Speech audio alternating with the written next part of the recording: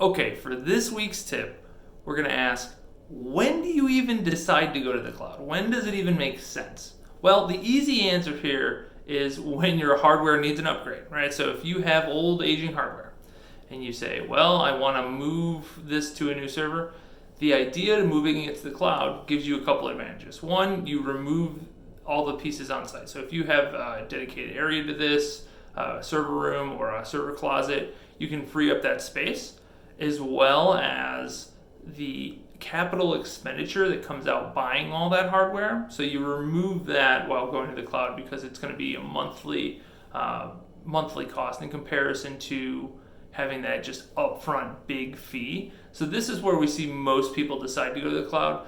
The other time would be if you are just growing really fast and you don't know how big you're going to get. Having the cloud, because of its scalability, becomes super advantageous. So those are going to be the two times that it makes sense to hop in the cloud. Now, there's a lot of benefits you can get from it no matter when you move to the cloud, but those are the two times that really make sense to do so.